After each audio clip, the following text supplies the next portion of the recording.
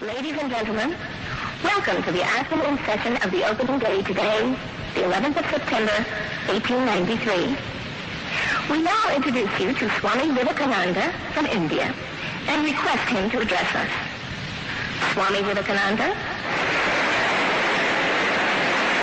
Sisters and brothers of America, it fills my heart with joy unspeakable to rise in response to the warm and cordial welcome which you have given us. I thank you in the name of the most ancient order of monks in the world. I thank you in the name of the mother of religions.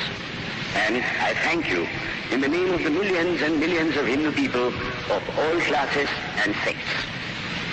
My thanks also to some of the speakers on this platform who, referring to the delegates from the Orient, have told you that these men from far-off nations may well claim the honor of bearing to different lands the idea of toleration.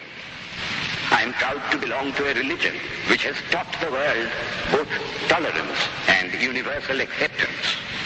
We believe not only in universal toleration, but we accept all religions as true. I am proud to belong to a nation which has sheltered the persecuted and the refugees of all religions and all nations of the earth. I am proud to tell you that we have gathered in our bosom the purest remnant of the Israelites who came to southern India and took refuge with us in the very year in which their holy temple was shattered to pieces by Roman tyranny. I am proud to belong to the religion which has sheltered and is still fostering the remnant of the grand Zoroastrian nation. I report to you, brethren, a few lines from a hymn which I remember to have repeated from my earliest boyhood, which is every day repeated by millions of human beings. As the different streams, having their sources in different places, all mingle their water in the sea, so, O Lord, the different paths which men take through different tendencies, various though they appear, crooked or straight, all lead to Thee.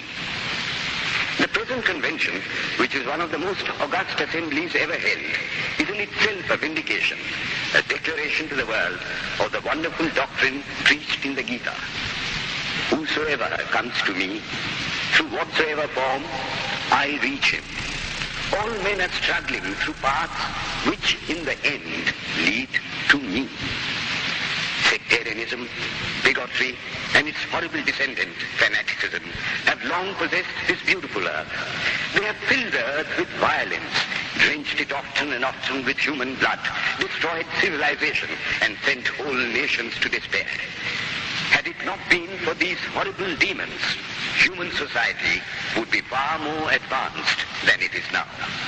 But their time is come, and I fervently hope that the bell that tolled this morning in honor of this convention may be the death knell of all fanaticism, of all persecutions with the sword or with the pen, and of all uncharitable feelings between persons wending their way to the same goal.